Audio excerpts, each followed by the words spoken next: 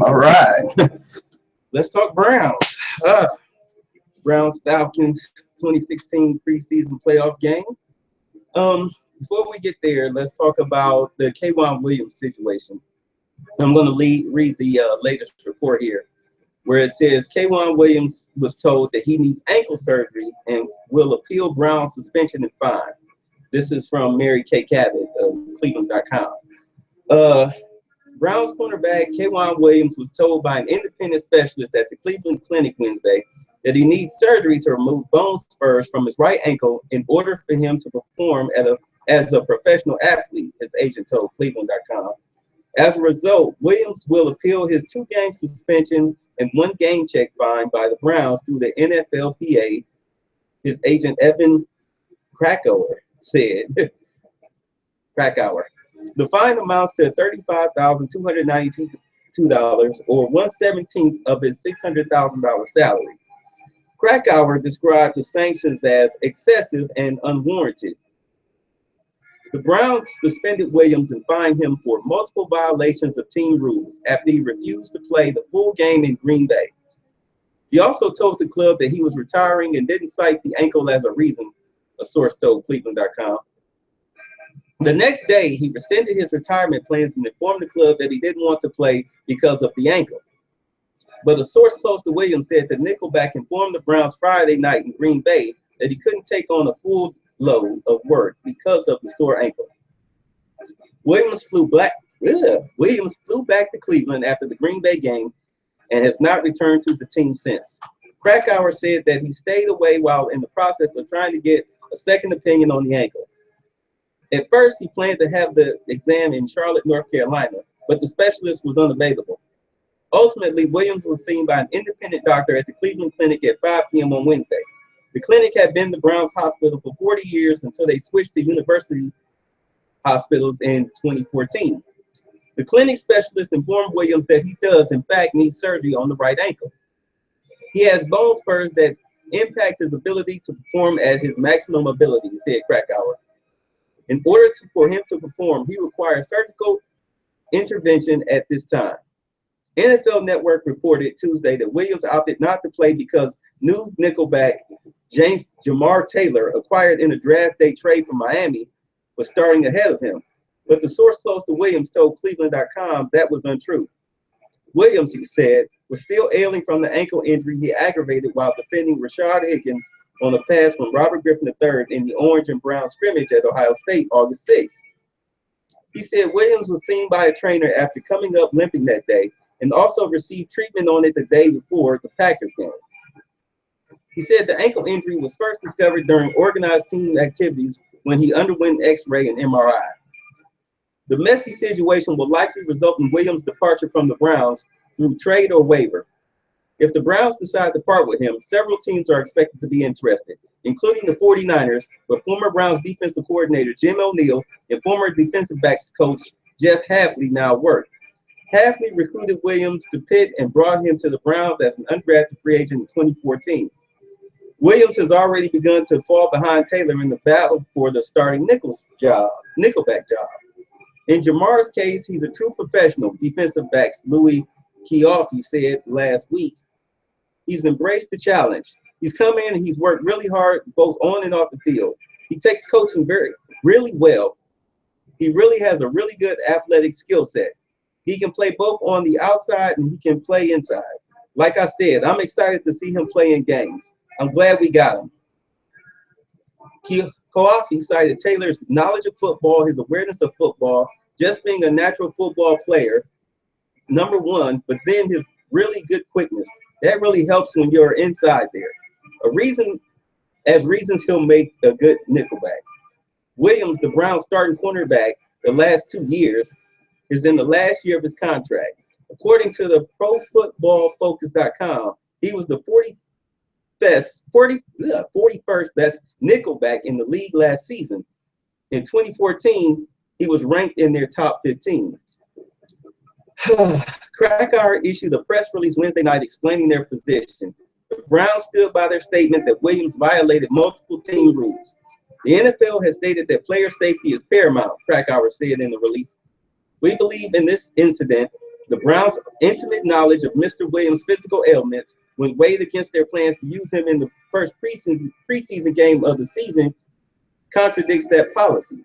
We regret the unfortunate situation that led to the Browns' suspension of K1, and we firmly believe that this incident resulted from a lack of communication and understanding of all parties involved. When emotions are involved in discussions and unreasonable solutions are given without time for reflection, knee-jerk reactions can be expected. Krakauer stressed that Williams' refusal to play full-time in the game was all about the ankle, although that conflicts with the team's version of events. We firmly believe that K1's failure to play was a result of his physical condition and to his concerns for his future health, of which most significantly was an ongoing ankle problem. This condition deteriorated and now requires surgical intervention in order to perform as a professional athlete. Krakauer said in the release, "It is extremely puzzling that the Browns' comments have ignored the significant treatment they have provoked K1 to his ankle up to the night in question. Mr. Williams is well aware of the physical condition that is required to endure a 16-game NFL season. In light of his previous service to the team and his injury history, we believe the Browns' suspension and fine are excessive in nature at best and totally unwarranted at worst. A punishment of this excessive nature of a player with a previous exemplary record on and off the field is inappropriate. Therefore, Mr. Williams will be appealing this fine and suspension through the appropriate channels. And if the Browns will repeal the suspension and fine and part with Williams before it becomes a long, drawn-out saga." Personally, based on K1's history in Cleveland, he's been a stand-up player, stand-up guy. He saved, the 2014 season. 2015, the whole defense just fell apart because Jim O'Neill's defense is garbage. I'm surprised he even has a job now with the 49ers. That just goes to show how the NFL likes to recycle bad coaches no matter what. It is what it is. All right. Rennell Hall, he of course broke his ankle, so he's out. They gave him they waived him, and then they put him on the injured reserve list. All right, so that way they can retain his rights. But let's talk about the Browns Falcons. All right, Gilbert returning the opening kickoff is not a good sign for him. It's not a good sign for him because he is supposed to be the #1 corner opposite of Joe Hayden. All right, he's supposed to be a starting cornerback. He was a #8 pick overall, and here he is returning kicks. That's not a good sign, especially from what we see from the secondary, where the secondary just looks like Swiss cheese. That's not a good sign. I really think he's on the bubble. I don't think he's going to make the cuts. I don't think if he's on the roster come opening day, I would be surprised. Like completely surprised. The first team defense, of course, is garbage. They cannot stop the run. Still, teams are averaging 5 yards a carry on them. They're busting open big holes. All right, running for touchdowns on them. It's just ridiculous. I mean, I see a lot of pileups, but I'm not seeing a lot of stops. And I'm wondering if that has anything to do with weight class, because our linebackers, they're small, they're fast, they're quick, but they're not heavy. All right, which means that if they run into a pile, they're not helping the defensive line knock the pile back. All right, because the defensive line is supposed to stand up the pile like boom, and then the linebackers come in and clean it up, get that push back, not find themselves landing on their backs 4 or 5 yards downfield after they've made initial contact. That's ridiculous. It's ridiculous. And Shanahan's offense is so predictable. You knew they were going to run the bootleg. That's all Kyle Shanahan's offense is predicated on. Zone reads, run this, play action fake. Run this way, run that way, play action fake. His offense is garbage. It's garbage. It's why the Browns started 7-4 and then suddenly lost, all right, the next 5 games. Okay, it had nothing to do so much with Alex Mack being out. It had everything to do with it. There was enough game tape to where they knew exactly what the Browns were doing, and defenses clamped down on it. Then they started trying to force the ball to Josh Gordon. As soon as he came back, they tried to force the ball to Josh Gordon. And we started talking about what was that quarterback's name? The hometown kid that went to Texas. I cannot think of his name. It'll come to me. I can picture his face. But anyway, we started talking about how he was in battle with Johnny Manziel. Started talking about how he was Brian Hoyer. That's how forgettable he is. Started talking about him being in competition with Johnny Manziel, and Johnny Manziel wasn't even ready to play. Too busy doing what Johnny Manziel does, okay, with the drinky, all right, and the partying to be ready to play on the field. But you had Brian Hoyer trying to force the ball into Josh Gordon, who wasn't ready to play. He mentally, psychologically, he wasn't ready to play. He should have been sat down and say, hey, we're going to continue to run the offense as we've been doing and try to make some success with it. And the beginning of the end, in all honesty, for that Browns offense was the Jaguars game, because teams looked at what the Jaguars defense did, and then they did that. It was when Brian Hoyer was on the field. Anyway, and Isaiah Crowell, he's running with authority. That's good to see. Cam Irving, he's getting pushed at center. He's not getting pushed back into the quarterback. He's actually blowing people off the ball, which is what we needed to see him do, was him to be able to use that strength and athleticism to push back the nose tackles, to push back the defenders, and he's doing that. That's beautiful, although he still needs to work on those snaps. I don't see how you played, a year and a half in college football as a center, and now suddenly you can't snap the ball here in the pros. It's no different. Anyway, Terrell Pryor, I really think that he's going to be a surprise star this season for the Browns. Because when that ball is in the air, I don't know if anybody noticed, but he has a fifth gear. When that ball is in the air, that deep ball, he will run right by cornerbacks. He blew right through Trufant. Trufant was a Pro Bowl corner. He blew right by him. He left him in the dust. The last time I seen a wide receiver do something like that, his last name was Moss. And before him, his last name was Reed. And before him, his last name was Rice. I'm not saying that he's of that caliber, but he has that type of speed, that type of separation speed. He's able to track the ball down and go get it, which is beautiful. So he will be excellent as a deep threat.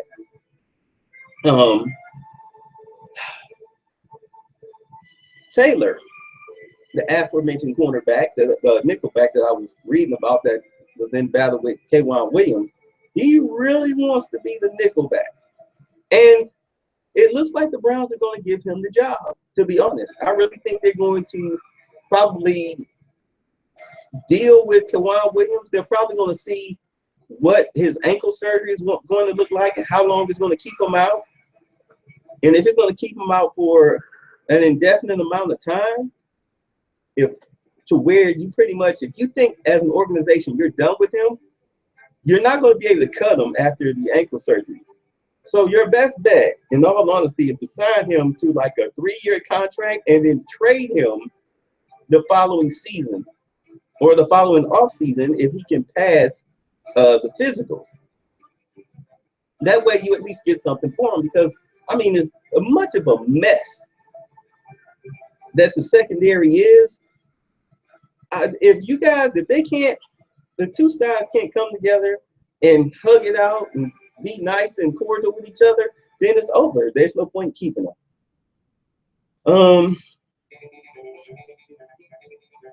What is going to be looking at here? The Browns were 3 for 4 on third down with the defense. Again, I've already stressed how bad that defense is. And I'm looking at all of the draft picks we have for next season, and if the offense is as prevalent as I think it's going to be, when Coleman and Josh Gordon come back. They come back healthy. And if the offensive line can give Robert Griffin at least 4.5 to 5 seconds, 4.5 at best, all right, of a clean pocket where he doesn't get touched, I really think this offense can do something. All right. You put Coleman in the slot, you got the Gordon and Pryor to the outsides. That offense is going to be hard to stop. It's going to be hard to shut them down, especially when you have Gary Barnish for little dump offs, or who they'll use the other 2 or other 3 wide receivers as bait. All right. And Barnish can run the little skinny post and be wide open, first down or whatever. So we'll see. But next year, all those draft picks, you need to work on the secondary and possibly some linebackers if these guys continue to get pushed back. I mean, no offense to Chopard and Scooby Wright, all right? Or who's the other guy? Good Lord. Tuggle? Yeah, Tuggle. And then you got the free agent guy from Oklahoma. I mean, no offense to these guys, but if you cannot stop the run, if you keep getting pushed back, then seriously, you're only pass rushing specialist. All right? Carl Nassib is actually getting in there. Agba is still getting in there. All right? So at least you do have somebody that can rush the passer and stop the run on that tip. In the second quarter, that was a beautiful touchdown pass to Gary Barnidge. All right?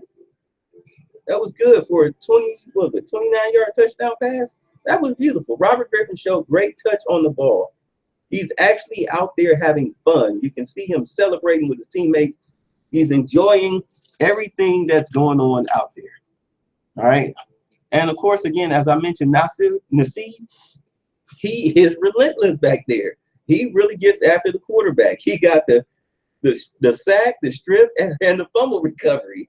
All right, a trifecta in the preseason game. But man, I can't wait to the regular season. Hopefully, he can do that a lot.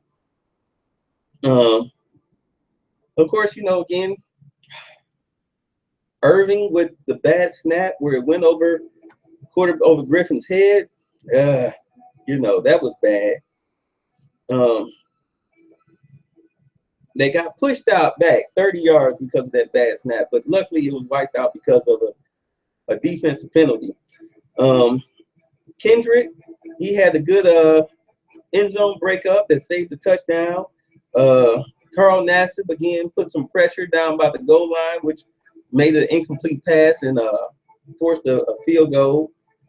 In the third quarter, you had, of course, with the scrubs, or the second and third string players, you had a lot of missed tackles. Okay, you had a roughness penalty on Moore when really it was a good hit.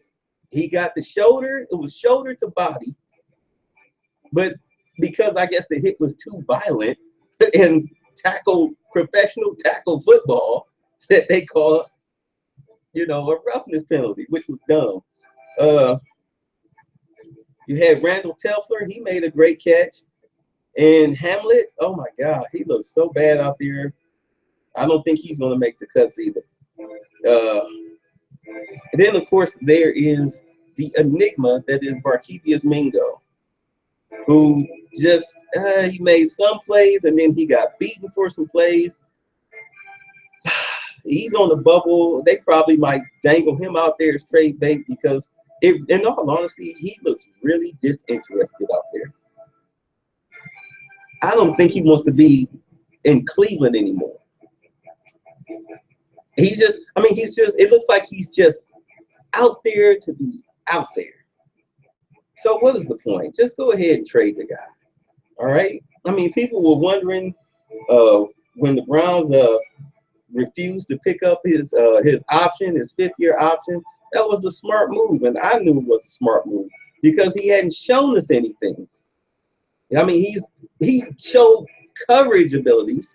All right, he's very fast, he's very athletic, but mentally, I don't think the game of football is for him.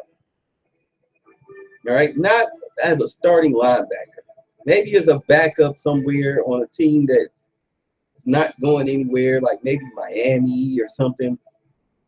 Or let's see, what's another bad team this year? The Giants. Let's see, the 49ers.